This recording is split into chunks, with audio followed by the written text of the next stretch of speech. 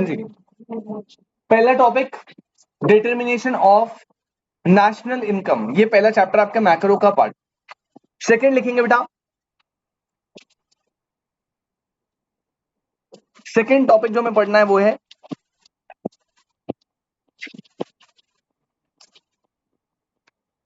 Public finance.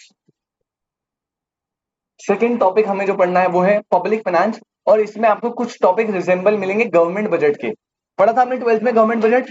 हाँ, उसमें कुछ ओवरलैपिंग होगी, थोड़ी बहुत, ज्यादा नहीं है, बिल्कुल न्यू टॉपिक होगा आपके लिए, पर थोड़ी बहुत ओवरलैपिंग होगी यहाँ पे। इसके बाद थर्ड चैप्टर जो हमें डील करना है बेटा, थर्ड चैप्टर का नाम है मनी मार्केट, और इसमें आपको थोड़ी बहुत लेस मिलेगी मनी एंड बैंकिंग की। आपने 12th में मनी एंड बैंकिंग करा है, पर वो 10-20% आपको थोड़ा मिलेगा, बाकी सब आपके लिए न्यू है। उसके बाद पॉइंट नंबर 4, चैप्टर नंबर 4 है which is international trade.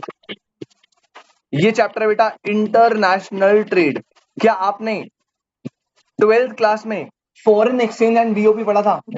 BOP and forex करके चैप्टर था, पर उसका थोड़ा बहुत पार्ट है, पूरा नहीं है सेम, बट हाँ थोड़ा बहुत आपको मिल जाएगा, कोई टेंशन नहीं है। और ये 5th चैप्टर जो है ये बिल्कुल न्यू ऐड हुआ है आपके सिलेबस में, ठीक है। ये ना ही इंटर में नहीं था ये चैप्टर, फाउंडेशन में बीसीके में ना इसके कुछ कुछ टॉपिक्स बटे हुए थे बहुत अलग अलग। आपको याद है हमने जो बीसीके पढ़ा था उसमें एलपीजी पॉलिसी पढ़ा था, है ना, पुरानी कुछ पॉलिसीज भी पढ़ी थी, है ना, आईपीआर, स्मॉल स्केल, उसके बाद पूरा सीन। तो बीसीके में बटा हुआ था, अब इन्होंने एक जगह कंसोलिडेट करके न्यू चैप्टर बना दिया। लास्ट चैप्टर बेटा इंडियन इकोनॉमी, और ये तो आपने पूरी बुक पढ़ी है इसके ऊपर, तो देखते हैं कितनी पढ़ी थी। लास्ट 5th चैप्टर डालो इंडियन इकोनॉमी, चैप्टर नंबर 5 लिखेंगे बेटा। भाई 12th वाला ही है, ज्यादा कुछ होगा नहीं इसमें नया। अभी तक मैंने देखा भी नहीं है इसको, कितना न्यू है कितना पुराना है, देखेंगे जब आएगा तब देखेंगे।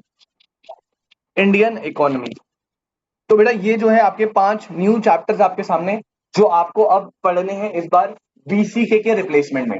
अच्छा, अगर मैं इनकी मार्किंग की बात करूं, वेटेज की बात करूं, तो बेटा आईसीआई ने जो वेटेज दी है उसमें आप नोट कर लीजिए, नेशनल इनकम को 15 मार्क्स की वेटेज मिली है। मतलब आउट ऑफ 100 मार्क्स 15 नंबर तो सिर्फ आपके नेशनल इनकम के ही है, जो कि बहुत ज्यादा है, और बहुत अच्छी बात है, बहुत ज्यादा है, बढ़िया, सही है। चैप्टर क्योंकि बहुत इजी, आपको अच्छे से समझ आएगा। 15 मार्क्स नेशनल इनकम के, फिर बाकी सारे चैप्टर्स की वेटेज 10 मार्क्स ईच है बेटा। बाकी सारे चैप्टर की जो वेटेज है वो 10 मार्क्स ईच है।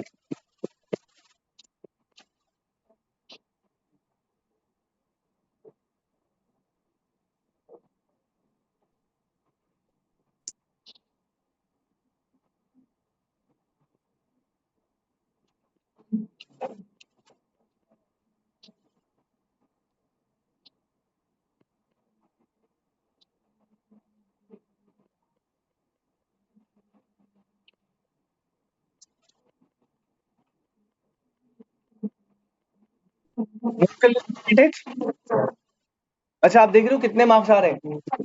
55 मार्क्स। अब आप देख लो बेटा, 55 मार्क्स ऐसे हैं जो आपके लिए बिल्कुल न्यू है, और रिमेनिंग वेटेज जो हमने वहां डाली थी वो प्रीवियस वेटेज थी, अब उसमें चेंज आ गया है। मैंने सोचा तो था कि 60-40 पे ही प्रोपोर्शन चलेगा, बट न्यू वेटेज में चेंज आया है। अब वो पोर्शन कितना बच गया आपका? 45 मार्क्स। तो उसकी नई वेटेज में मैं साइड में लिखवा दूंगा बाद में, जब हम ये खत्म कर लेंगे, कोई टेंशन नहीं है। उसमें बिजनेस साइकिल और फर्स्ट चैप्टर की वेटेज कट गई है, वो पहले 10-10 नंबर के आते थे, अब वो 5-5 मार्क्स के हो गए मेन, उस पर इंपैक्ट डाला है, ठीक है। 1 मिनट देना यार बस।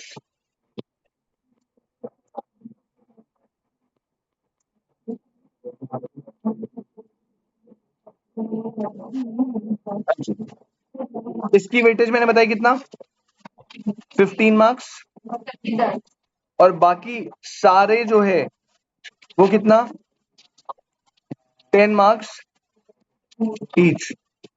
टोटल मैक्रो की वेटेज कितनी बनी बेटा? 55 मार्क्स, और वही कंप्लीट एमसीक्यू बेस्ड। चलो, ये क्लियर हुआ आपको?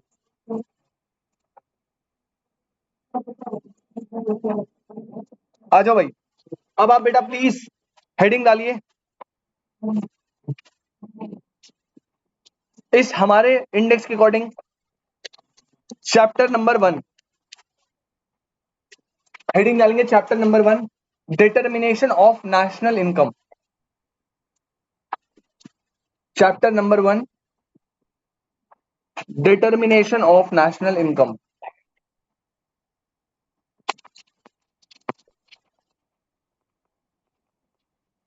Determination of national income. अब जब आप बुक में जाओगे ना अपनी, आपको ये चैप्टर के फर्दर 2 पार्ट्स मिलेंगे। पहला पार्ट जो है वो नेशनल इनकम है, नॉर्मल वाला जो आपने पढ़ा था ना, income method, expenditure method, theory व्योरी सब है। और दूसरा बी पार्ट जो है बेटा, उसे बोलते हैं केन्जियन थ्योरी। केन्जियन थ्योरी आपके लिए नाम से नहीं है, बट हमने पहले पढ़ा, आपने पढ़ा एडीएस, यूनिट 3 था आपका, aggregate demand, aggregate supply, deficit demand, excess demand, है ना। तो वो केन्जियन थ्योरी बोला है यहाँ पे। बट हम इसे 2 पार्ट में डिवाइड नहीं करेंगे, हम तो भाई अपना मिक्स करके करेंगे पूरा। और बुक से और हमारे टॉपिक थोड़े सफल होंगे, ठीक है। हो सकता है पहले बुक में कोई बाद में हो, मैं पहले करा दूं, वो सफल होंगे, बट कोई दिक्कत नहीं, सारे टॉपिक करेंगे। अब सबसे पहले हम उन बच्चों को मतलब बताते हैं जिनको मतलब क्लियर नहीं है नेशनल इनकम का। बहुत ध्यान से बेटा समझना, मैं आपको नेशनल इनकम का मीनिंग बता रहा हूं। पहले सबसे पहले क्या होता है, ठीक है। आराम से आप पेन वेन अभी, चलो पहले एक डेफिनेशन लिख लो, फिर हम उसे ब्रेकआउट करेंगे तो बेटर समझ आएगा थोड़ा। चार, चार। चलो भाई, सबसे पहले आप लिखेंगे बेटा नेशनल इनकम की definition.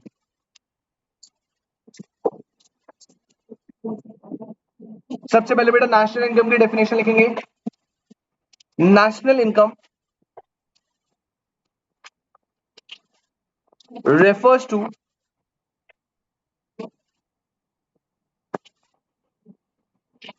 the sum of all factor income. National income refers to the sum of all factor income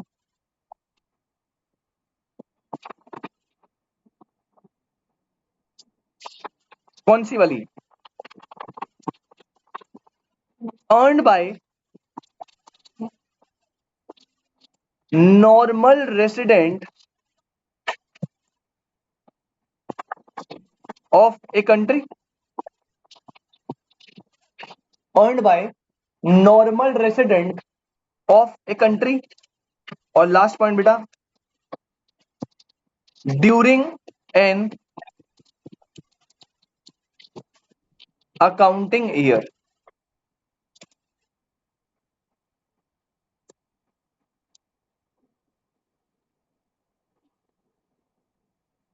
बहुत ही आराम से, बहुत ही ध्यान से आपने डेफिनेशन नोट कर लिया। अब आप पेन रखो, पहले मैं आपको थोड़े बेसिक्स बता दूं क्या होते हैं। तो शार भाई देखो, नाम से थोड़ा क्लियर हो रहा है नेशनल इनकम। अब नेशनल इनकम का मतलब पता है सिंपल टर्म्स में क्या है, प्रश्न ना हमें ना कंट्री की टोटल इनकम निकालनी है। बेटा कंट्री की क्या निकालनी है, टोटल इनकम। और ये प्रोसेस बड़ा सिंपल है।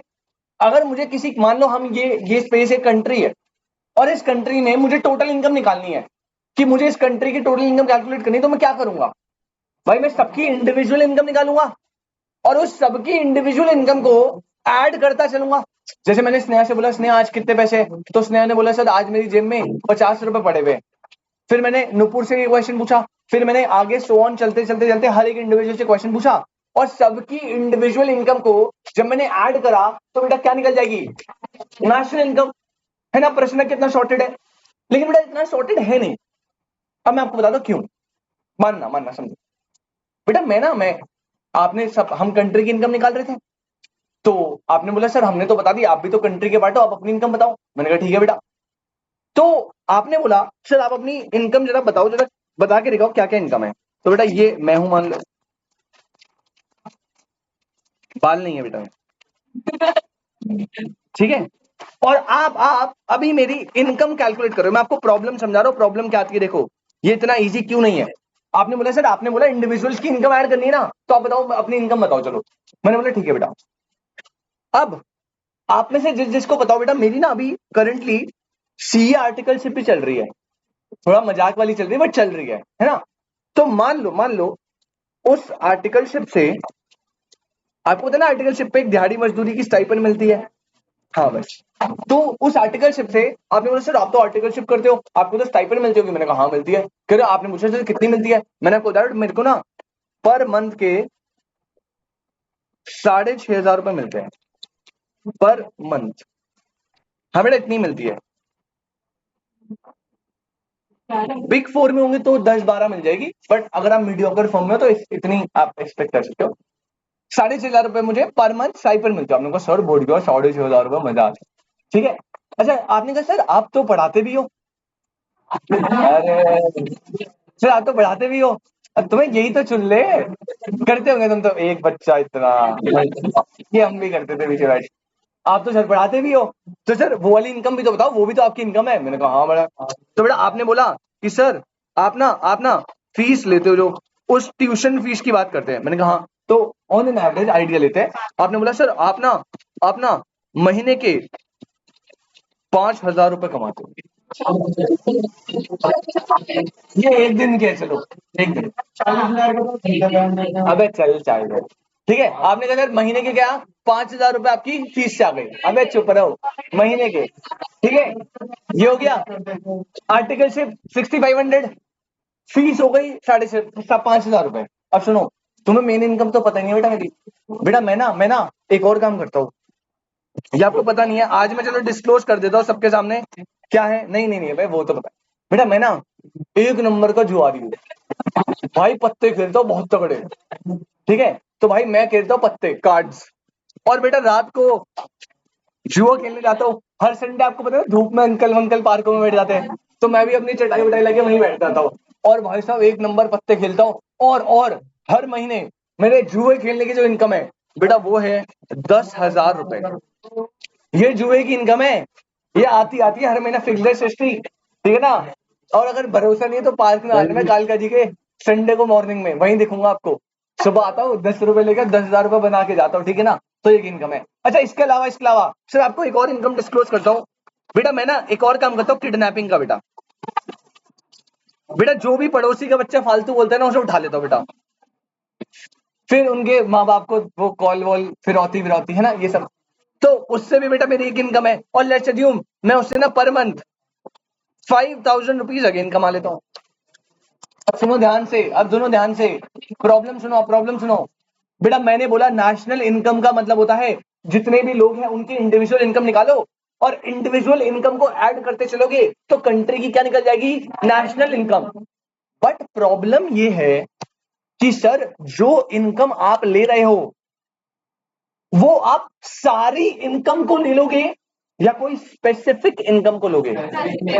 प्रश्न है क्या मैं अपनी नेशनल इनकम जब निकालूंगा कंट्री की तो मेरी ये सारी इनकम ऐड कर दूंगा। मतलब मैं डेटा जब दूंगा तो मैं बोलूंगा भाई देखो 6,500, 5,000, 10,000, 5,000, 26,500 मेरी इनकम है और ये मैं नेशनल इनकम में कॉन्ट्रीब्यूट कर दूंगा। क्या आपको सही लग रहा है ये? तो क्या मैं सारी इनकम इनरिस्पेक्टिव उसका कोई भी नेचर हो उसे नेशनल इनकम में डालूं, या कुछ स्पेसिफिक इनकम को ही नेशनल इनकम में डालना चाहिए? और आपके हिसाब से चलो दिल पे हाथ रख दो, क्या आर्टिकलशिप वाली इनकम डालू, क्या फीस वाली इनकम डालू, जुआरी वाली? चलो हाँ नहीं डालनी चाहिए, वैसे मेरी इनकम है बट नहीं डालते। और बच्चों को किडनैप, किसी की सुपारी ले रहा हो पेलने पालने की, हाथ पैर, गोपाल को बोल दिया हाथ पैर तोड़वाने तो भाई बता दियो, उसने नाम वाम बता दिया, मैंने पेल पाल दिया, गोपाल ने पैसे दे दिए, क्या ये सब इनकम डालू क्या? नहीं। तो पहली बात याद रखना बेटा, कोई भी ऐसी इनकम टेढ़ी मेढ़ी आपको नहीं डालनी, आपको ना एक स्पेसिफिक इनकम डालनी है। सर उस स्पेसिफिक इनकम को थोड़ा डिफाइन कर दो। तो बेटा आप थोड़ा डेफिनेशन में जाके ना प्लीज अंडरलाइन कर लेना, आपको टर्म दिख रहा है क्या, फैक्टर इनकम लिखा है ना। प्रश्न, नेशनल इनकम क्या होता है? National income refers to the sum of all factor income. अरे कौन सी इनकम लेनी है सिर्फ? अब आपके दिमाग में आएगा sir what is factor income, बस इसे 1 मिनट में क्लियर करते हैं, 1 मिनट में क्लियर करते हैं। बट मैंने इनकम स्पेसिफाई कर दी। चलो अब सेकंड प्रॉब्लम सुनो। आपने बोला सर ठीक है सारी की सारी फैक्टर इनकम लेनी है। फैक्टर इनकम को मैं थोड़ा लो टर्म्स में डिफाइन कर दूं तो बड़ा फैक्टर इनकम वो इनकम होती है जिसके बदले आपने गुड्स एंड सर्विसेज दी है, जिसके बदले आपने गुड्स एंड सर्विसेज। अब एक बच्चा कह रहा है सर किडनैपिंग में भी तो आपने उनका बच्चा दिया उनको, चल ले लो फैक्टर इनकम, है ना? बेटा ऐसा नहीं है, जब भी आप गुड्स एंड सर्विसेज जैसे आर्टिकलशिप कर रहा हूं उसके बदले भाई मैं सर्विस दे रहा हूं ना, भाई रात को उनके रिटर्न फाइल कर रहा हूं, रात को उनकी कंपनीज की इनकॉर्पोरेशन कर रहा हूं, तो ये सब चीजें क्या है, ये सब चीजें मेरी सर्विसेज तो प्रोवाइड कर रहा हूं, उसके बदले आ रही फैक्टर इनकम है। अब यहाँ पे क्या मैं आपको सर्विस प्रोवाइड नहीं कर रहा, कर रहा हूं, उसके बदले फीस आती है, प्रश्न वो भी क्या है, फैक्टर इनकम है। लेकिन मान लीजिए आप में से किसी बच्चे के बहुत अच्छे मार्क्स आए और आप ना मेरे को कोई गिफ्ट दे देते हो, मानना क्या दे देते हो, मान लो आपने लिया 1 लाख रुपए, लो सर ले जाओ, खाओ पियो ऐश करो मत रहो, ऐसे दे दिया आपने। अब बहुत ध्यान से समझना, क्या क्या जब आप आए थे तो मैंने आपको फीस के लिए बोला था बेटा इतनी तो फीस है, और जब रिजल्ट अच्छा आएगा तो बेटा एक गिफ्ट भी लेते हैं हम सारे टीचर्स, कोई ऐसी डील हुई थी, मतलब वो मेरी जो गिफ्ट मेरे को रिसीव हो रहा है उसके बदले मैंने आपको कोई सर्विस रेंडर नहीं करी ना, तो क्या वो गिफ्ट या डोनेशन या जो भी आप बोलो, क्या वो फैक्टर इनकम होगा? नहीं। और अगर वो फैक्टर इनकम नहीं है तो क्या वो नेशनल इनकम में इंक्लूड होगा? अभी वो क्या होता है उस पर बाद में डिस्कशन करेंगे, बट पहली चीज याद रखना, national income is the sum of all, it is the sum of all factor income, मतलब जिसके अगेंस्ट में गुड्स एंड सर्विस का एक्सचेंज हुआ। बात समझ आती है? और सेकंड प्रॉब्लम सुनो, एक और प्रॉब्लम है आशीष भाई, आपको पता है क्रिस गेल, पता है ना क्रिस गेल एक प्लेयर है, आईपीएल में आते हैं है ना, बाहर बाहर के प्लेयर्स आते हैं ना, तो बेटा अभी इंडिया में आईपीएल चल रहा है मान लो, अब शुभम भाई बाहर से क्रिस गेल आए, बेटा क्रिस गेल ने बहुत अच्छी बैटिंग करी, आरसीबी में है ना शायद वो, हाँ मैं तो क्रिकेट देखता नहीं था, 2 साल हो गए रिटायर हो गया वो। अच्छा चलो मान लो अभी आईपीएल में आया है, इस बार खेल रहा है, आरसीबी से खेल रहा है, बढ़िया एकदम बैटिंग करा, बढ़िया एकदम बढ़िया जिता दिया टीम वीम को, मान लो कोइंसिडेंटली, वैसे तो जीतती नहीं बट मान लो जिता दिया, ठीक है एकदम बढ़िया पार्टी वार्टी, और उसे आपको पता है ना खेलने के बदले पैसे मिलते हैं, तो उसे बेटा 10-15 करोड़ रुपए मिल गए, फैक्टर इनकम है ट्रांसफर इनकम। अगर क्रिकेट खेला उसने, सर्विसेज दी ना अपनी, उसके बाद बेटा जब वो जा रहा था तो आपको पता है उसने उलालाए भी करता है वो, है ना कुछ एड वैड, तो उसने एड वैड करे, बढ़िया एकदम उलालाए और डांस वांस करा, और उसको बेटा 10 करोड़ रुपए उसके मिल गए, तो 10 करोड़ रुपए खेलने के, 10 करोड़ रुपए उसे एडवर्टाइजमेंट के मिल गए, 20 करोड़ रुपए उसने एज फैक्टर इनकम कमा लिया, ये फैक्टर इनकम है ना, और कोई तो इनकम नहीं है, फैक्टर इनकम कमा लिया। बट द प्रॉब्लम इज, क्या क्रिस गेल ने जो इनकम कमाई है 20 करोड़, वो फैक्टर इनकम है, लेकिन क्या प्रश्न ना, वो इंडिया की नेशनल इनकम का पार्ट बनेगा?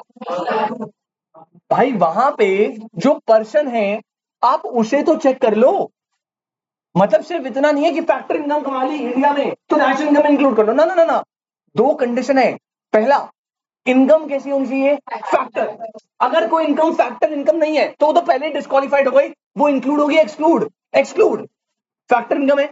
अच्छा क्या मैं ऐसे बोलूं all factors income are included in national income, ना ना ना ना ना ना, वो फैक्टर इनकम जो अर्न करेगा कौन, नॉर्मल रेसिडेंट, सेकंड वर्ड को अंडरलाइन कर लेना बेटा, नॉर्मल रेसिडेंट, मतलब जो फैक्टर इनकम नॉर्मल रेसिडेंट ने अर्न करी है सिर्फ हम उसे ही क्या लेंगे as part of national income. अब आपके दिमाग में दो क्वेश्चन आएंगे, sir what is factor income, point number 2 what is a normal resident, but यहाँ पे जो क्रिस गेल है आपको क्लियर पता है वो इंडिया के रेसिडेंट नहीं है, वेस्ट इंडीज के शायद, तो वो नेशनल इनकम कहाँ की इंक्लूड होगी, वेस्ट इंडीज की, इंडिया की नेशनल इनकम में इंक्लूड, हाँ जी, अरे जो भी कंट्री यार, कहाँ क्या कंट्री है, जमाइका में, नहीं जमाइका में, वो जमाइका से, अच्छा जो भी है उस कंट्री के नेशनल इनकम में इंक्लूड होगा, राइट।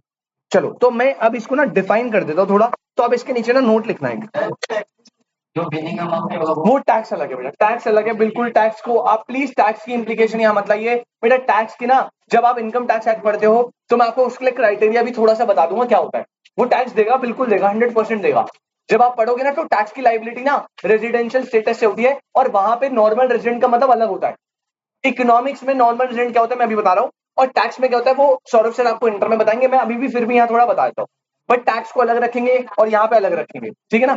चलो इसके नीचे पहले एक नोट, हाँ जी हाँ जी हाँ जी, बेटा कुछ भी जीते कुछ भी जीते, मेरे हिसाब से जो विनिंग प्राइस कौन सा वाला आईपीएल का, यार वो ना क्रिस गेल को नहीं मिलता, वो टीम को मिलता है, वो उस, हाँ तो वो जो टीम जो है जो उसको होल्ड कर रहा है उस पर डिपेंड करता है वो कहाँ का रेजिडेंट है, क्रिस गेल को नहीं मिला ना वो,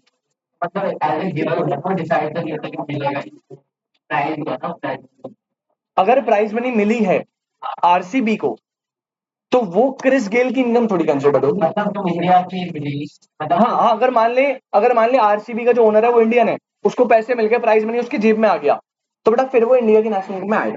अब इस पर लंबी चौड़ी चर्चा करनी है, टेंशन मत लो, पहले आप नोट दे दो बेटा, पहला पहला नोट नंबर 1 दे दो प्लीज, फैक्टर इनकम, और अभी इस फैक्टर इनकम पे लंबी चौड़ी चर्चा होगी, टेंशन मत लीजिएगा। इसी के बाद करवा दूंगा, बट पहले आप लिखिए पहला पॉइंट फैक्टर इनकम। बेटा फैक्टर इनकम क्या है, लिखेंगे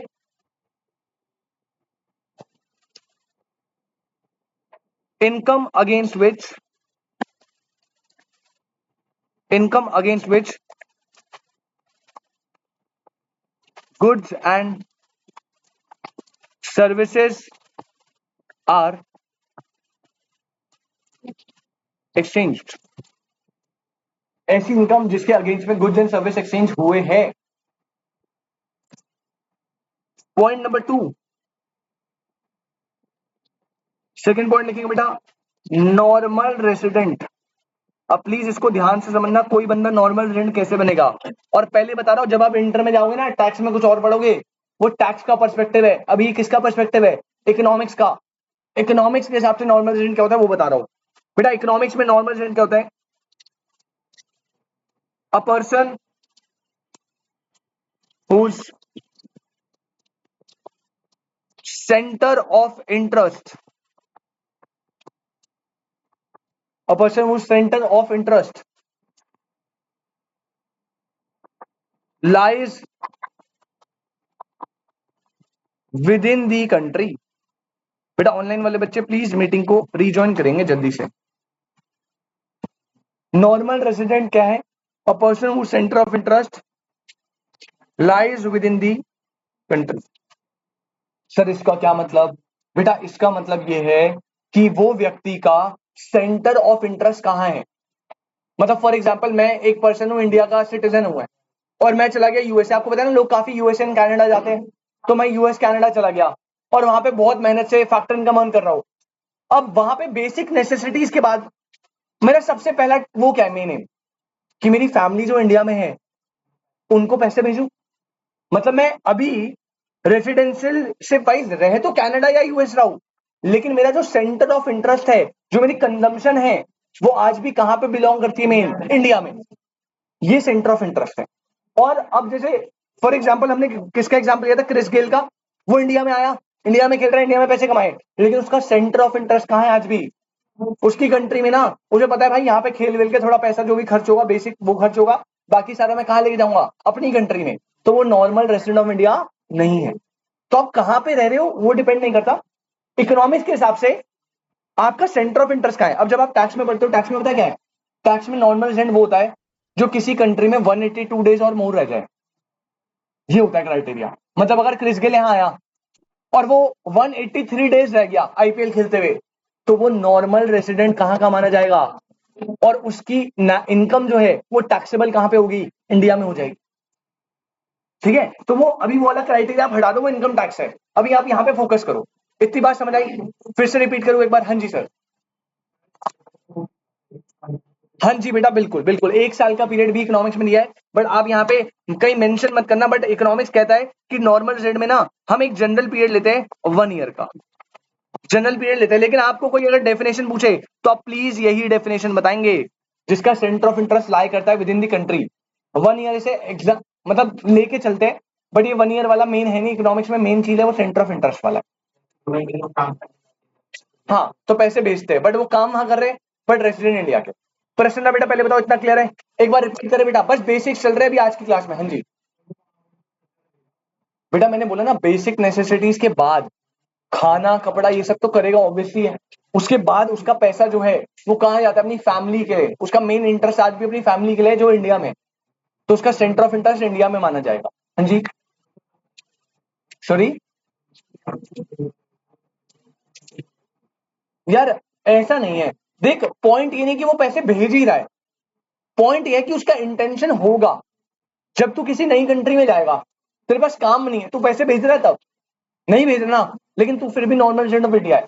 तेरी सैलरी थोड़ी सी, मान ले तुझे जॉब मिल गई, तेरी सैलरी थोड़ी सी बढ़ गई, अभी इतनी नहीं है ना तू पैसे भेज पाए, अभी तो तू बेसिक अपनी नेसेसिटीज फुलफिल करेगा, अभी तू पैसे भेज नहीं रहा, लेकिन फिर भी तू नॉर्मल रेजिडेंट ऑफ इंडिया है। क्योंकि तेरा जो मेन एम है वो है कि मैं यहाँ पे सेटल हो जाऊं, मेरी इनकम जब आएगी तो नेसेसिटीज कंप्लीट करने के बाद मैं पैसे भेजूंगा।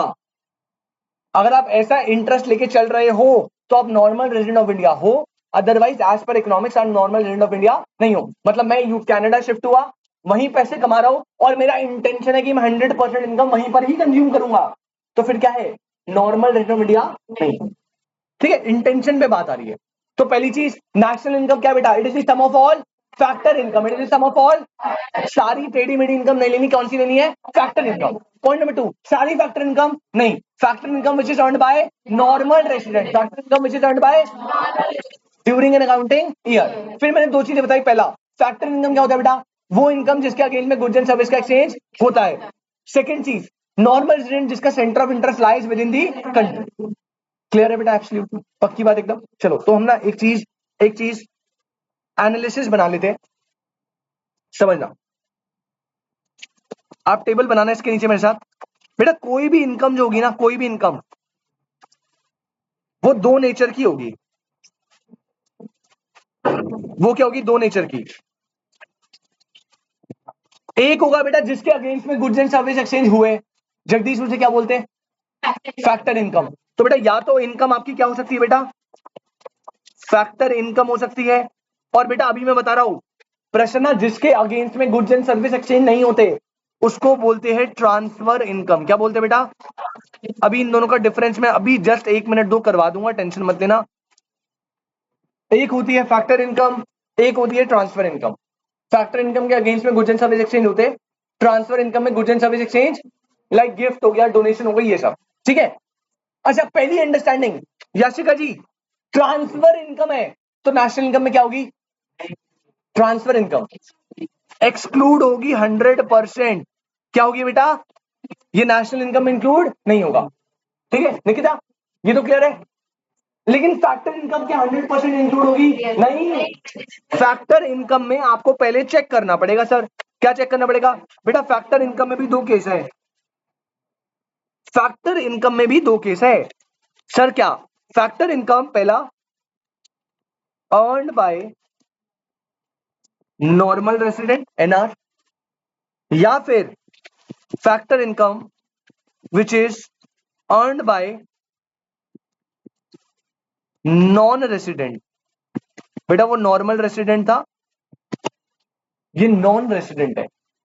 अगर फैक्टर इनकम है अर्न्ड बाय नॉर्मल रेसिडेंट है तो बेटा इसको आप क्या करोगे? इंक्लूड करोगे। और अगर factor income earned by non resident, Chris Gayle की बात हो रही है, इसे भी क्या करेंगे? एक्सक्लूड करेंगे। बात समझ आ रही है? तो आपको दोनों क्राइटेरिया को फुलफिल करना पड़ेगा। हर्ष भाई वो बात की बात है, अभी उस पर नहीं जाते, अभी आपको बता दूंगा, वो सब आएगा। बेटा प्लीज पेशेंस रखो।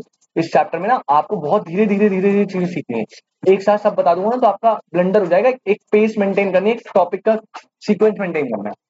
कितना समझ आया? एकदम क्लियर है? Absolutely clear. अच्छा अब आपके पास दो टर्म आ गई, फैक्टर और ट्रांसफर। तो नीचे एक हेडिंग डाला, difference between factor income and transfer income.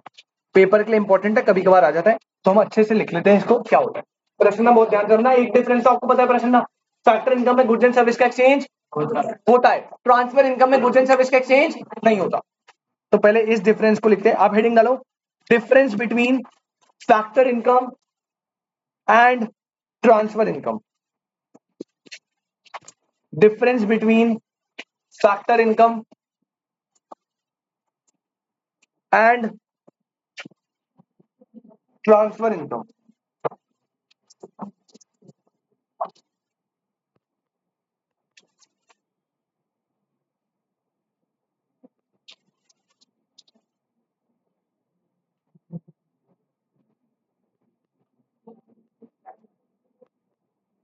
Heading डाली आपने? बेटा एक साइड फैक्टर इनकम बनाना, एक साइड ट्रांसफर इनकम बनाना, जल्दी से बनाना प्लीज। एक साइड आप बनाना फैक्टर इनकम, एक साइड बनाना ट्रांसफर इनकम। और कुछ भी लंबा लंबा नहीं लिखना, बस नॉर्मल पॉइंट लिखने जो आपको याद रखना है। पहला पॉइंट लिखो, पहला पॉइंट, फैक्टर इनकम में गुड्स एंड सर्विस एक्सचेंज टिक लगा दो। पहला पॉइंट लिखो, फैक्टर इनकम में, यहां पे मैं ले रहा हूं factor income,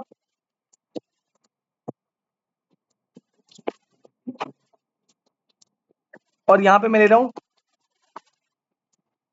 transfer income.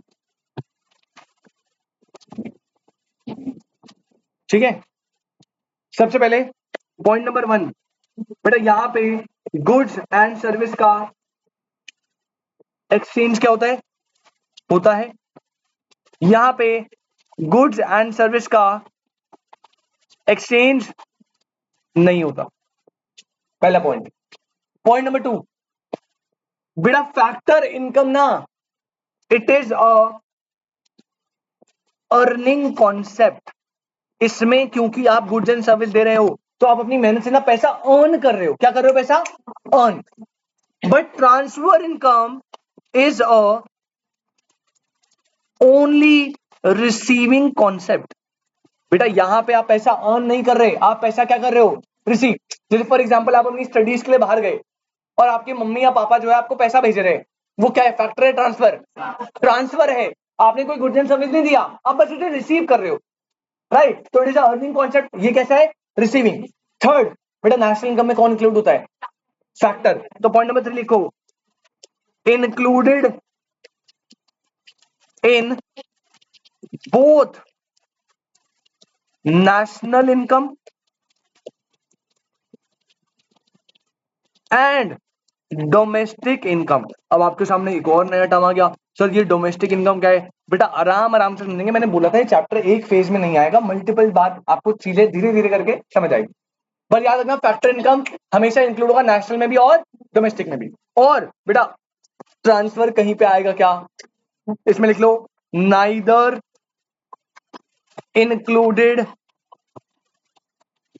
In national income nor in domestic income. ना ही नेशनल इनकम में ऐड होगा, ना ही डोमेस्टिक इनकम में ऐड होगा। पॉइंट नंबर 4 लास्ट, बेटा एग्जांपल बना लीजिए, ठीक है? पॉइंट नंबर 4 क्या है? Wages and salaries. आपको कोई भी क्या मिला? रेंट। आपको कोई भी क्या मिला? इंटरेस्ट। इन सब के बदले आपने कुछ ना कुछ दिया है ना बदले में। तो अगर आपको रेंट रिसीव हो रहा है, आपने बदले में क्या दिया? अपना लैंड दिया होगा as a factor of production, तो हो रहा है ना, अर्न करा आपने। लेकिन इसका एग्जांपल्स क्या होंगे बेटा? लिख लो, gift and donations. Sir screen नीचे कर लो ऊपर से, पॉइंट में गिफ्ट एंड डोनेशंस। चलिए बहुत बढ़िया। पहले बताओ यहां तक कोई दिक्कत? पीछे वाले बच्चे, नंदिनी जी यहां तक कोई दिक्कत? आशीष बेटा यहां तक कोई दिक्कत? अविनाश क्लियर एकदम? पीछे कोई? केशव, कार्तिक, चलिए किसी को कोई डाउट प्लीज बताएंगे। ऋषभ भाई क्लियर है? पक्का? एक बार रिकॉल कर दे फटाफट। अब ये बेसिक्स खत्म हो गए, अब मैं आपको सीधा उस क्वेश्चन पे लेके जा रहा हूं जो गारंटी के साथ, मुझे ऐसा लगता है कम से कम 3-4 क्वेश्चन आएंगे, कम से कम। अब बस मुझे ये नहीं पता वो कैसे आएंगे। मैं आपको 3 टाइप बताता हूं कैसे आएंगे। जब मैं इसे करा दूंगा ना उसके बाद मैं 3 तरीके बताऊंगा, तीनों तरीके में से किसी भी तरीके से आ सकता है, बट आएगा कंफर्म। और मेरी एक्सपेक्टेशन है कि कम से कम 3 to 4 क्वेश्चन आएंगे। और आपको पता होगा पहले आपके बोर्ड में 6 नंबर का क्वेश्चन भी आया था, याद है? कैलकुलेशन आई थी नेशनल इनकम, वही आएगा गारंटेड। एक क्वेश्चन तो पक्का है, 3 का है, 4 का है, हो सकता है 6 का भी आ जाए। हो सकता है वो पूरा फुल फ्लेज क्वेश्चन दे दे और उसके ना बोल दे कि क्वेश्चन नंबर 30 to 36 कैलकुलेट करो ये। समझो आप? या फिर दूसरा कन्वर्जन, याद है आपको? कन्वर्जन जीडीपी से एनएनपी जाना, ऐसे कन्वर्ट करते थे, उसके क्वेश्चन आ जाएंगे। ठीक है, अभी पता नहीं है कैसे आएंगे, बट मैं आपको वैरायटी दे दूंगा। ठीक है, पहले बताओ बेसिक्स में कोई डाउट? अब मैं मेन मुद्दा स्टार्ट कर रहा हूं यहां से मेन मुद्दा स्टार्ट होगा जिससे गारंटी क्वेश्चन आएगा। अभी तक बस ये बेसिक्स थे और इसकी थ्योरी बेटा इतनी नहीं है, ये बस मैंने थोड़ी सी करवा के रोकी है। अब इसकी थ्योरी पे पूरा डिस्कशन होगा बाद में, बहुत सारे टॉपिक्स है, बट अभी मेन जो चीज है जो आपको जाननी जरूरी है पहले वो बता दी। क्लियर है? एक बार रिकॉल करें पहले यहां तक का। पहला, national income is the sum of all earned by normal resident of a country during and. फिर मैंने बताया फैक्टर इनकम लेनी है, नॉर्मल इनकम नहीं लेनी। फैक्टर इनकम का मतलब है जिसके अगेंस्ट में goods and service exchange. Second, sorry factor income या कोई special special which is earned by normal resident, वो जिसका centre of interest lies within the. और एक कंडीशन और है 1 ईयर वाली। क्लियर एकदम? तो हमने कंक्लूजन क्या निकाला? कोई भी इनकम या तो फैक्टर होगी या फिर ट्रांसफर है तो सीधा फैक्टर है, तो उसके 2 केस, अर्नड बाय एनआर या अर्नड बाय नॉन रेजिडेंट। अगर अर्नड बाय नॉन रेजिडेंट है तो इंक्लूड, अदरवाइज। फिर मैंने आपको बताया फैक्टर इनकम और ट्रांसफर इनकम का डिफरेंस। यहाँ पे गुड्स एंड सर्विस का एक्सचेंज, यहाँ पे goods and service exchange, it is a earning concept, it is a, ये नेशनल और डोमेस्टिक दोनों में इंक्लूड होगा, ये नेशनल और डोमेस्टिक दोनों में एक्सक्लूड होगा। तो पहला 1 मार्क्स के लिए एमसीक्यू, ट्रांसफर इनकम। याद रखना जहां पे भी वर्ड आ जाए ना ट्रांसफर इनकम, वो हमेशा क्या होता है? एक्सक्लूड, आंख बंद करके। समझ आ रही बात?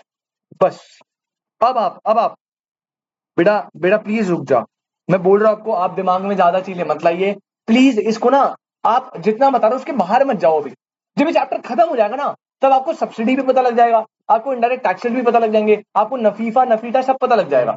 भैया थोड़े से पेशेंट बना के रखो। तभी मैंने पहली ही स्टार्टिंग में ही बता दिया था दो चीजें। पहली चीज इस चैप्टर में क्या है कि भाई यहाँ पे आपको पेशेंस के साथ काम करना पड़ेगा, क्योंकि एक क्लास में मैं सब कुछ बता दूं दिस इज नॉट पॉसिबल। इसको ब्रेक कर करके हम धीरे धीरे कॉन्सेप्ट को आगे बढ़ाएंगे, तब आपको समझ आएगा ढंग से। अदरवाइज मैं सब एक बार में बता दूंगा ना, भसड़ हो जाएगी। ठीक है ना, चलिए अब आप एकदम फ्रेश पेज निकालना। और कस्टम से बता रहा हूं, आपने पहले कैसे याद करा था, क्या याद करा था मुझे नहीं पता। अगर आप ये चार्ट याद कर लोगे ना बेटा, जिंदगी में कभी नेशनल इनकम दिमाग से उतरेगा नहीं, जिंदगी में। और ये गारंटी के साथ बोल रहा हूं। अभी आपको थोड़ा सा लेंदी लगेगा कि सर ये तो बहुत लेंदी है, बट ट्रस्ट में याद हो जाएगा, ट्रस्ट में याद हो जाएगा। एक दो बच्चे पिटेंगे बस पहले दिन, बाकी बच्चों को अपने आप याद हो जाएगा। क्योंकि इसका ना मैं ओरल टेस्ट लूंगा बीच बीच में रैंडमली। ठीक है, हर क्लास में दो चार बच्चों को उठा के सुनवा दूंगा और भूत बना दूंगा मार मार के। जेन्युइनली बता रहा हूँ, जिस बच्चे को लगता है ना आज तक मार पिटाई देखी नहीं है, बेटा एक बार तुम बैठ जाना क्लास में। आज तक वैसे मैंने यहाँ एक ही लड़की को मारा था, उसके बाद तुम्हें पता है ना वो आई नहीं थी। एक ही लड़की को मारा था बस। हाँ वो भी लड़की को, तो कोई डिस्क्रिमिनेशन नहीं क्लास में। बट कसम से बता रहा हूँ, जितना आज हो जाए ना रट के आ जाना, वरना अगली क्लास में मार मार के भाई भूत भर दूंगा। चाहे लड़की हो चाहे लड़का, देखूंगा नहीं। जिस फ्रीक्वेंसी से रैप्टर लड़की में पड़ेगा ना, उतने में लड़के में पड़ेगा। प्रश्न मुझे याद चाहिए, ठीक है ना, कोई एक्सक्यूजेस नहीं चाहिए इसमें मुझे, क्योंकि याद होगा नहीं अगर मैं ऐसे नहीं करूंगा। तुम्हारे भरोसे छोड़ दूंगा, तो देख लेना क्या याद होगा। और 15 नंबर का चैप्टर है, 15 नंबर लिटरली फ्री के। फ्रेश पेज निकालो, लाइन के सेंटर में हेडिंग डालो,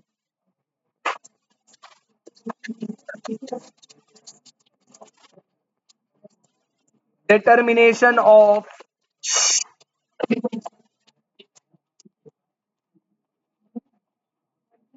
नेशनल इनकम। नहीं नहीं, नॉर्मल नॉर्मल नॉर्मल, हॉरिजॉन्टल किसने बोला? मैंने तो बस इतना बोला फ्रेश पेज निकालो, लाइन के सेंटर में हेडिंग डालो। वर्टिकल जाना है, बिल्कुल नॉर्मल पेज जैसा होता है बेटा। 15 नंबर का चैप्टर है, मेरे हिसाब से 4 या 5 या 6 नंबर सिर्फ इस एकलौते टॉपिक से ही उठ कर आएंगे डायरेक्ट। और बहुत सिंपल है, थोड़ा सा लेंदी है। मैं पहले बता रहा हूं आपने क्या फॉर्मूले पढ़े थे, पहले दिमाग से निकाल दो बस। ये चार्ट याद रखो, जिंदगी में कभी नेशनल इनकम निकलेगा नहीं। और आपके शायद जो बच्चे सेकंड ईयर में होंगे, दोबारा रिपीट होगा भाई सेकंड ईयर में। मैक्रो है तुम्हारी, तो सेकंड ईयर कॉलेज वालों को थर्ड सेमेस्टर या फोर्थ सेमेस्टर में आपको मैक्रो दोबारा मिलेगा, वहां पे आएगी नेशनल इनकम, तो बढ़िया। अब सुनो भाई, अब यहां पे अगेन फिर से कुछ नई टर्म्स आएगी, प्लीज पेशेंस बना के रखना। बार बार मत पूछना सर ये क्या है ये क्या है ये क्या है, क्योंकि मैं अभी कुछ समझा नहीं रहा। मैं बस आपको एक चार्ट दे रहा हूं, how to calculate national income from different methods. जब समझाना चालू करूंगा अपने आप एक एक टर्म समझ आएगी। अभी आपके लिए काफी टर्म नहीं होगी, प्लीज भसड़ मत करना कि सर ये क्या है इसमें, ये क्या है इसमें क्या है। मैं खुद समझाऊंगा एक एक टर्म, जब तक क्लियर नहीं होगा मैं आगे नहीं बढ़ूंगा, टेंशन मत लेना। ठीक है ना, सुनो ध्यान से। अभी बस मैं आपको एक ओवरव्यू चार्ट दे रहा हूं बेटा। पहली चीज, नेशनल इनकम का प्रश्न ना एक और नाम है, उसे बोलते हैं NNP@FC। सर ये क्या है बेटा? नेशनल इनकम ही है, sum of all factor income earned by not. जैसे तुम्हारा घर का नाम होता है ना कोई, ऐसे ही टेक्निकल टर्म्स में बेटा नेशनल इनकम का एक और नाम होता है विच इज NNP@FC। सर इसकी फुल फॉर्म बेटा ये होता है net national product at factor cost. Sir ये क्या है बेटा? नेशनल इनकम का एक टेक्निकल नाम है, और यही आपके एग्जाम में आएगा, तभी बता रहा हूं क्या, NNP@FC। अब आप ना दिमाग में एक चीज 100% क्लियर करो, 100%। कभी भी आपको पेपर में कुछ भी निकालने आए, कुछ भी कैलकुलेट करने बुलाओ, NNP/FC या वॉटेवर, हम एक हैबिट बनाते हैं आज से। हम सबसे पहले NNP/FC को कैलकुलेट करने से पहले बेटा, हम सबसे पहले कैलकुलेट करेंगे 3 से 4 लाइन का स्पेस छोड़ना है, GDP@MP। क्या कैलकुलेट करेंगे? GDP। बेटा GDP तो आपने सुना होगा, बोले ना कंट्री की GDP बढ़ गई। GDP क्या होता है सर? जितनी भी कंट्री में प्रोडक्शन होती है, जितने भी गुड्स एंड सर्विस प्रोड्यूस है, उसकी वैल्यू को GDP बोलते हैं। और इसकी फुल फॉर्म होती है बेटा क्या? Gross domestic product at market price. तो आप लिखते रहो साथ साथ, gross domestic product at market price. आराम से बिना किसी टेंशन के लिखते रहेंगे, कोई टेंशन नहीं है। तो पहली बात, 4 लाइन का स्पेस छोड़ दो ना बीच में। पहली बात, पेपर में कुछ भी कैलकुलेट करने का है, अज्यूमिंग एनएनपीएफसी, हमारी एक हैबिट रहेगी, हम सबसे पहले क्या निकालेंगे, GDP at MP, irrespective paper में कुछ भी बोला है, इट डजंट मैटर। तो हमारा मेन टारगेट क्या कैलकुलेट करना है, जीडीपी एट एमपी। एक बार वो हो गया तो बेटा अभी आप बीच में लिखना मत, अभी आप मत लिखना, बस मैं लिख रहा हूं। एक बार आपने जीडीपी एमपी निकाल लिया तो बेटा यहाँ पे बीच में हम लगाते हैं कन्वर्जन। क्या लगाते हैं, ये आप लिखना मत, यहाँ पे कन्वर्जन लाएंगे बाद में, लेकिन अभी आपको ये समझ नहीं आएंगे तो हम इसके लिए ना स्पेस ही छोड़ देंगे अभी के लिए। आप बस इसे स्पेस छोड़ दो, मैंने लिख दिया, आप मत लिखना। अभी यहाँ पे बीच में कन्वर्जन लगेंगे, हम जीडीपी एमपी को कन्वर्ट करते हैं एनपीएफसी में कुछ स्टेप्स का यूज करके। अब वो क्या स्टेप्स होते हैं बाद में देखेंगे, पहले टारगेट क्या है हमारा निकिता जी, पहले में क्या कैलकुलेट करना है। और बेटा याद रखेंगे इस जीडीपी एमपी को कैलकुलेट करने के लिए हमारे सिलेबस में 3 मेथड्स अवेलेबल है। कितने मेथड्स अवेलेबल है, 3। तो आप इसको जीडीपी एमपी को 3 पार्ट में डिवाइड करेंगे, जल्दी से, थोड़ा सा फास्ट फास्ट करना, समझना नहीं है, बस एक ब्रीफ दे रहा हूं। बेटा 3 मेथड हमारे पास अवेलेबल होते हैं जीडीपी एमपी को निकालने के लिए। सबसे पहला income method. Sir national income निकाल रहे तो इनकम मेथड से निकालेंगे ना, हाँ जी बेटा। बेटा एक और मेथड होता है जीडीपी एमपी कैलकुलेट करने का, second method is expenditure method. Sir हमें पेपर में, बेटा हो सकता है पेपर में आपको मेथड एकदम क्लियर दिया हो, या हो सकता है आपको कुछ ना बोला हो। तो बेटा कुछ नहीं बोला तो फिर आपको ना क्वेश्चन के अकॉर्डिंगली मेथड को चूज करना पड़ेगा, ठीक है। जिसके कंपोनेंट ज्यादा दिए होंगे वो मेथड लगाओगे। तो पहला is what, income method, second is what, expenditure, और थर्ड बेटा जीडीपी एमपी को कैलकुलेट करने का लास्ट मेथड होता है, that is what, production method. क्या बोलते हैं बेटा इसे, प्रोडक्शन मेथड भी बोलते हैं, इसे आउटपुट मेथड भी बोलते हैं, इसे वैल्यू एडेड मेथड भी बोलते हैं। तो इससे भी एमसीक्यू आ सकता है, आप लिख लेना प्रोडक्शन मेथड, या इसका एक और नाम है वैल्यू एडेड मेथड, या फिर एक और नाम है आउटपुट मेथड। प्रसन्न जी क्लियर है, प्रश्न में क्या निकालना है, एनएनपीएफसी, उसको निकालने का एक ही तरीका, क्या निकालेंगे, GDP and MP. GDP MP को निकालने के कितने मेथड्स, इनकम, एक्सपेंडिचर एंड। अब देखो भैया, सबसे पहले इनकम मेथड। इनकम मेथड कहता है, शुभम भाई पीछे, इनकम मेथड कहता है अगर आपको जीडीपी एमपी निकालना है तो आपको लेने पड़ेंगे 5 कंपोनेंट। कितने कंपोनेंट, अगर आपके दिमाग में कुछ कुछ पुरानी इंफॉर्मेशन है प्लीज डिलीट इट, अभी रुक जाओ, ठंड पाओ, अभी ठीक कर दूंगा। 5 पॉइंट चाहिए, कितने पॉइंट, मतलब अगर आपको क्वेश्चन में 20 पॉइंट भी दे रखे हैं, लंबा सा स्टेटमेंट दिया होगा, सारे बकवास है, आपको सिर्फ क्या चाहिए, 5।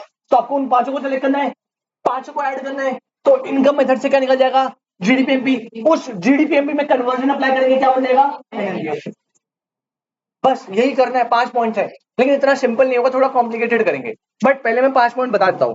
बेटा सबसे पहले इनकम मेथड में पहला पॉइंट जो आपको पेपर में देखना है वो होता है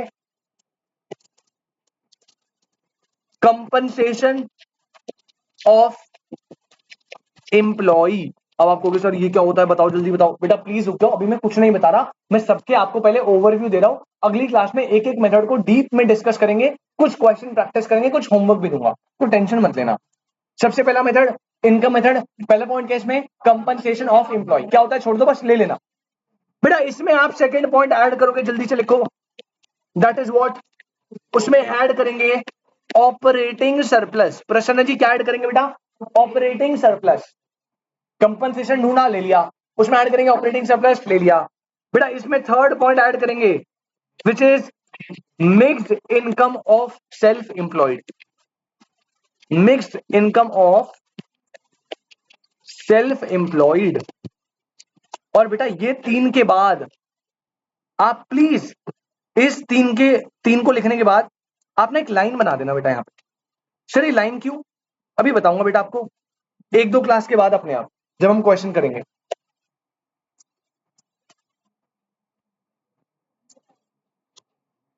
पॉइंट नंबर 4, पॉइंट नंबर 4, यहां पे लाइन बना दी ना आपने, इसका लॉजिक मैं अभी बता दूंगा, अभी आप दिमाग मत लगाना ज्यादा, बस 3 पॉइंट ऐड कर दिया, उसमें चौथा पॉइंट ऐड करेंगे बेटा। Point number 4 is depreciation. और बेटा डेप्रीसिएशन ऐड करने के बाद लास्ट आप 5th पॉइंट ऐड करेंगे which is net indirect taxes. इन पांचों को क्वेश्चन में आइडेंटिफाई करो, इन पांचों को आप ऐड करेंगे तो आपका national, oh sorry, GDP at MP निकलेगा बाय इनकम मेथड। अब ये लाइन क्या है सर, ये पांचों क्या है, इनको ऐड करके कैसे निकल रहा है, दिमाग में बहुत क्वेश्चन है, रुक जाओ समझाओ, अगली क्लास बता। सॉरी, देखते हैं अभी, बाद में देखते हैं। ठीक है भाई, पहले बताओ यहां तक क्लियर है, पक्की बात। ये पांचों को ऐड करना आपको, बस अगली क्लास में पूछूंगा इनकम मेथड के 5 कंपोनेंट, हर बच्चे को ये सुनाने हैं। बस, अंदर कुछ नहीं है अभी, लॉजिक कुछ नहीं है। अच्छा आगे बढ़ो, सेकंड। सेकंड मेथड कौन सा बेटा? अब एक्सपेंडिचर मेथड थोड़ा सिंपल है। ठीक है था भाई, इसने 5 पॉइंट दिए थे, मैं 4 पॉइंट दूंगा। कितने पॉइंट? 4 पॉइंट नोट करो पहले। पहला पॉइंट नंबर 1 बेटा, पहला लिखेंगे point number 1, government final consumption expenditure. पहला पॉइंट लिखेंगे बेटा, government final consumption expenditure. Sir ये क्या होता है? लीव इट, बस लिखना है, दे रखा होगा ले लेना।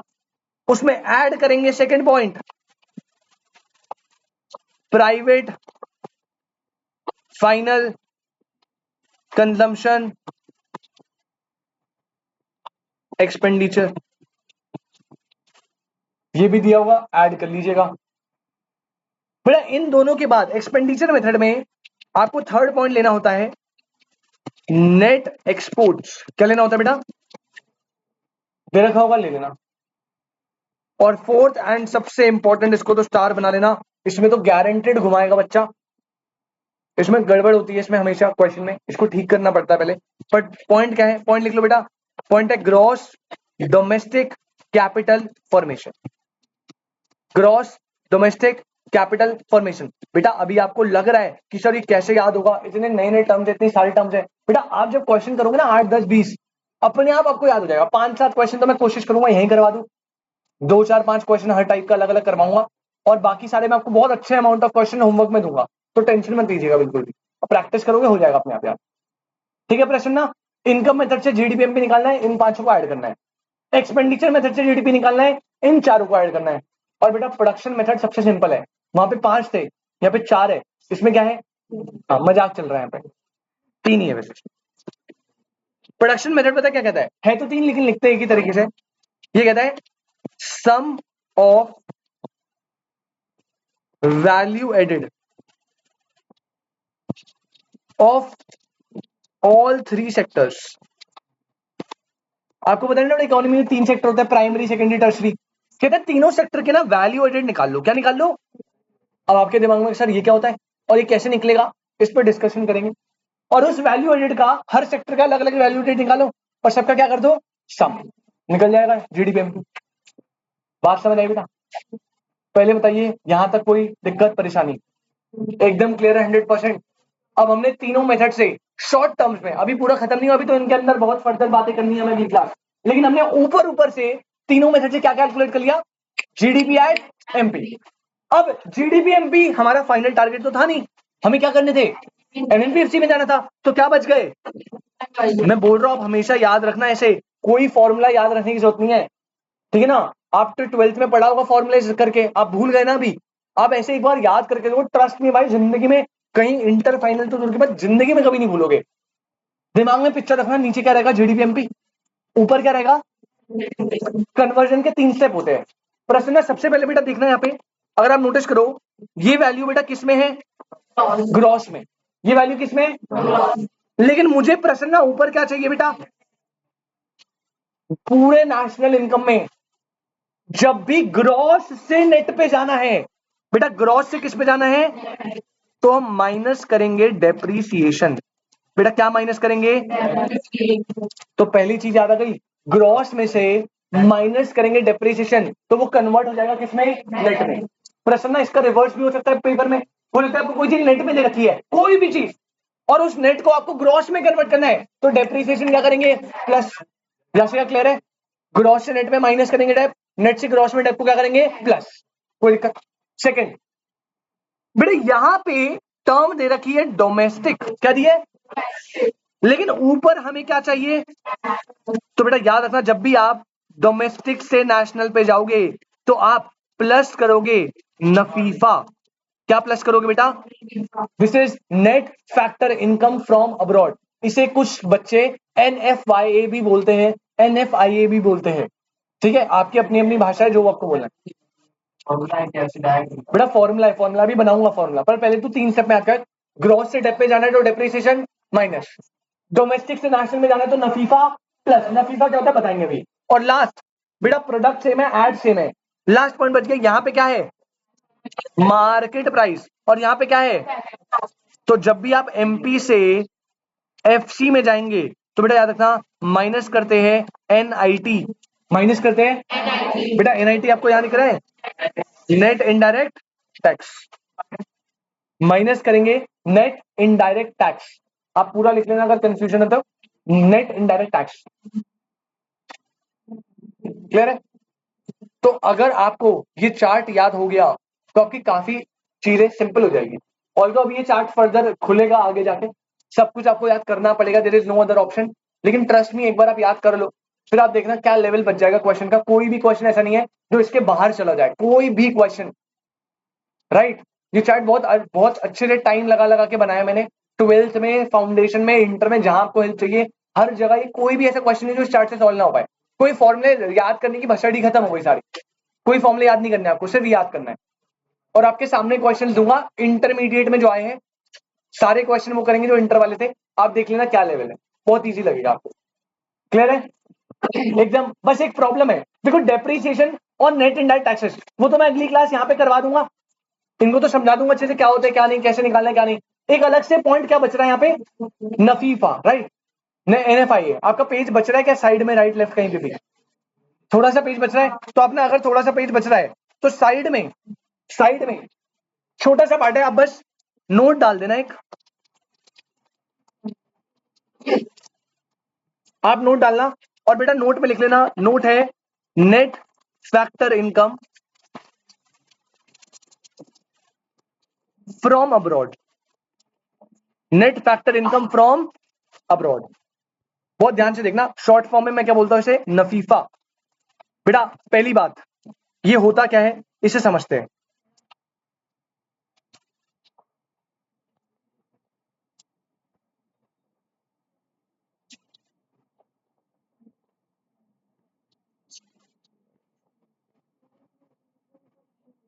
आपने हेडिंग डाली नफीफा, अब एक मिनट सुनना जरा, बेटा एक बात बताओ मुझे, हम जो है इंडिया की डोमेस्टिक इनकम निकाल रहे हैं, किसकी डोमेस्टिक इनकम, इंडिया की, लेकिन उसमें मैं सारी फैक्टर इनकम नहीं है जो नॉर्मल रेट ने कमाई, लेकिन एक बात बताओ यार, कुछ इनकम ऐसी है जो यहां पे क्रिस गेल ने कमाई, फैक्टर इनकम है लेकिन क्रिस गेल ने कमाई है, वो यहां पे खर्च करेगा अपनी कंट्री में, तो क्या मैं उसे यहां पे इंक्लूड करूं एक्सक्लूड करूं, तो वो इनकम को मुझे हटाना पड़ेगा ना। अच्छा कुछ इनकम ऐसी होगी जो विराट कोहली ने वहां पे कमाई होगी, लेकिन विराट कोहली तो अपना बंदा है ना, तो उसकी इनकम वहां पे इंक्लूड करूं यहाँ पे, तो उसकी इनकम को लाना पड़ेगा, तो नफीफा यही काम करता है। बेटा नफीफा क्या होता है समझो, नेट फैक्टर इनकम, नफीफा का फॉर्मूला होता है FIFA minus FITA, FIFA minus which is factor income, आप लिख सकते हो पूरा, आपको याद नहीं रहेगा क्योंकि ये पहली बार, factor income from abroad minus factor income to abroad. Sir क्या मतलब, बेटा जो लोग हमारे बंदे हैं लेकिन बाहर काम कर रहे हैं, उनकी इनकम को बोलते हैं प्रश्न फैक्टर इनकम फ्रॉम अब्रॉड, मतलब ये बाहर है लेकिन ये इनकम तो हमारी है ना, तो बाहर से जो इनकम इंडिया में आ रही है वो है फैक्टर इनकम टू अब्रॉड। मान लो विराट कोहली जो है वो बाहर न्यूयॉर्क या किसी कंट्री में या यूएसए या कनाडा कहीं पे भी क्रिकेट खेलने गया, वहां से उसने 10 करोड़ कमाए और वो 10 करोड़ इंडिया लेके आ गया, तो 10 करोड़ क्या होंगे, फैक्टर इनकम फ्रॉम अब्रॉड। ऐसे यहां पे भी मल्टीपल प्लेयर खेल के बाहर जाएंगे, उनके पैसों को डिडक्ट करना पड़ेगा ना, नेट में हमें अमाउंट चाहिए, तो मान लो क्रिस गेल यहां से पैसे लेके गया 6 करोड़, तो बेटा मैं ऐसे बोल सकता हूं कि नेट में इंडिया में कितना आया, 4 करोड़ इज माई नफीफा, और जब मैं नेशनल इनकम को कैलकुलेट करूंगा तो उस टाइम पे मैं वो 4 करोड़ का जो नेट अमाउंट है उसे क्या कर दूंगा, ऐड। सर एक बात बताओ, सुनो ध्यान से, एक बात बताओ, अगर नफीफा की जगह पेपर में नफीटा दिया है, मतलब विराट कोहली लाया 10 करोड़ और क्रिस गेल लेके चला गया 12 करोड़, तो बेटा नेट में वो वैल्यू तो नेगेटिव में 2 करोड़ हो जाएगी ना, बात समझ आ रही है? तो वो प्लस की जगह क्या हो जाएगी? माइनस। इसकी शॉर्ट ट्रिक में बता दो, देखो क्या होगा। नफीफा को ऐड करना है। नफीफा का फॉर्मूला क्या है? फीफा माइनस 10 माइनस 6 कितना हो गया? 4 करोड़। ऐड कर देना। अगर अगर in just in case FIFA की वैल्यूज कम है और फीटा की वैल्यू ज्यादा है तो नफीफा किस में निकल जाएगा? माइनस में। तो जो वैल्यू प्लस होनी थी वो क्या हो जाएगी? माइनस। उल्टा हो जाएगा। पेपर में कई बार पता क्या दिया होता है? पेपर में दिया होता है सीधा दिखेगा net factor income to abroad 10 crore. अगर ऐसा दिया है तो नफीटा को नफीफा बनाने के लिए साइन चेंज कर दो पहले तो। अगर नफीटा 10 करोड़ है तो नफीफा कितना होगा? -10 करोड़। और फिर ट्रीटमेंट कर दो। फिर से रिपीट कर रहा हूं, फिर से रिपीट कर रहा हूं, सुन लो। नफीफा का फॉर्मूला फीफा माइनस फीटा लगा दिया। इसमें दो केस है। अगर अगर गलती से फीफा माइनस फीटा करके वैल्यू नेगेटिव आ रही है तो भाई नेगेटिव को ट्रीट करेंगे। मतलब अगर नफीफा को प्लस करना है लेकिन वैल्यू माइनस में है तो प्लस माइनस माइनस। दूसरा केस क्या हो सकता है? पेपर में आपको देते हैं net factor income to abroad. From नहीं, टू दे दे, पीछे टू लिखा होगा। तो बेटा उस केस में मान लो वैल्यू 10 करोड़ है, उसका साइन चेंज करके वो नफीफा बन जाएगा। तो अगर नफीटा 10 करोड़ है तो नफीफा कितना होगा? -10 करोड़। और फिर उसे ऐड करना था प्लस माइनस माइनस। जब हम क्वेश्चन में अप्लाई करेंगे तो आपको थोड़ा समझ आएगा, कोई टेंशन नहीं। क्लियर एकदम? पक्की बात? तो एक चीज बता, आप वहां लिख लो।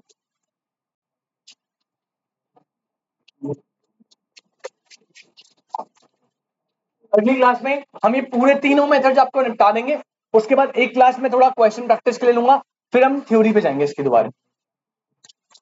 फिर नेशनल इनकम खत्म हो जाएगा, फिर हम केन्जियन थ्योरी स्टार्ट करेंगे।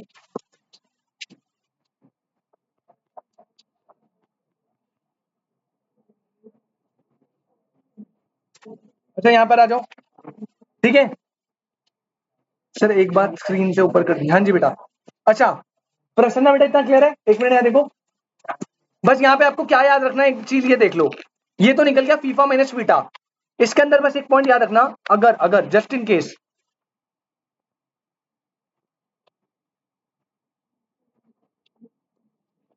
अगर इफ आपका फीफा है 10 करोड़ और बेटा फीटा है 4 करोड़, तो एक बात बताओ फिर नफीफा कितना निकलेगा? 10 माइनस 4 विच इज, अभी तो कोई दिक्कत नहीं है। इसमें केस नंबर 2 क्या बन सकता है? जो प्रॉब्लम दे रहे बेटा, आपका फैक्टर इनकम फ्रॉम अब्रॉड है 10 करोड़ एंड जो फैक्टर इनकम टू अब्रॉड है बेटा वो हो गया 14 करोड़।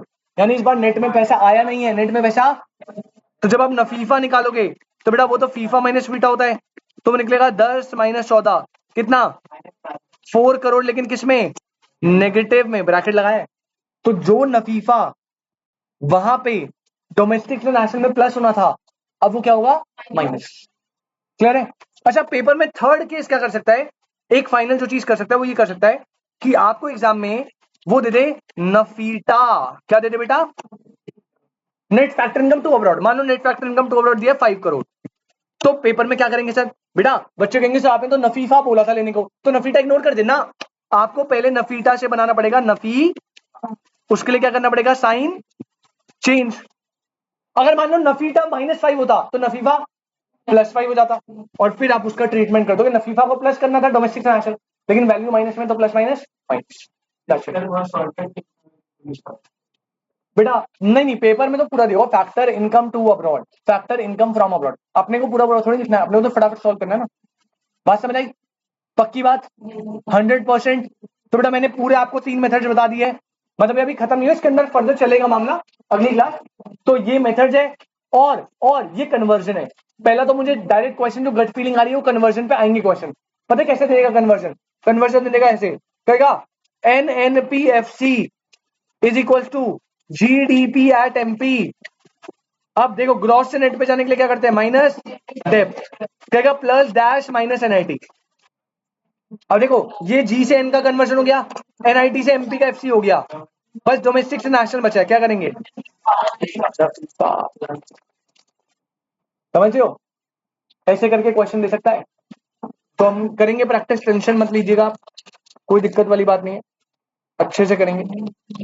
बाकी आज की क्लास को फिर हम यहीं रोकते हैं। बेटा अगली क्लास आपसे मिलेंगे और अगली क्लास हम जो है इस टॉपिक को आराम से करेंगे। हम कुछ नंबर ऑफ क्वेश्चंस भी करेंगे अच्छे से प्रैक्टिस। और सुनो भाई, मैं बहुत क्लियर टर्म्स में बोल रहा हूँ, अगली क्लास अगर ये चार्ट याद हो तभी क्लास में आइएगा, अदरवाइज मैं यहीं से बाहर भेज दूंगा। मारना वारना तो मैंने यहाँ छोड़ रखा है, मैं यहीं से भेज दूंगा। मूड खराब रहा तो पिट भी सकते हो, पर मैं यहीं से उठा के भेज दूंगा क्लास के बाद। मुझे भाई लिटरली 1% फर्क नहीं पड़ता, याद होगा तो आ जाना, अदरवाइज मत आना, मैं पहले ही बता रहा हूँ। और बहुत बहुत क्लियर टर्म से बता रहा हूँ भाई, पीछे इधर वाला ग्रुप सुन लो, ये लड़के लड़के, आशीष बेटा भाग घर भेज दूंगा, बैठने नहीं दूंगा क्लास में, याद कर कर आइयो एक एक चीज। हाँ जी ना बेटा, सेकंड वाले केस में beta promoter beta minus beta, तो इस केस में बीटा कम है, मतलब विराट कोहली रचना है 10 करोड़ की और क्रिस गेल पैसे की चाहिए 14 करोड़, तो नेट में इंडिया से तो पैसा आ नहीं रहा, जा रहा है 4 करोड़। तो बेटा उस केस में नफीसा की वैल्यू की फीफा माइनस फीटा और वैल्यू होगी माइनस में 4, वो ब्रैकेट माइनस में लगाया। तो नफीफा जब हम डोमेस्टिक से नेशनल डालते हैं तो नफीफा प्लस करना था, लेकिन वैल्यू है प्लस में -4 करोड़, तो प्लस माइनस माइनस हो जाएगा। हाँ, तो जब जब जैसे जाओगे तो यहाँ पे आप करोगे जीडीपी एमपी में डेप तो माइनस करते थे, डेप माइनस हो गई, फिर आप प्लस करते थे नफीफा, लेकिन वैल्यू तो -4 करोड़ है, तो प्लस माइनस माइनस हो जाएगा।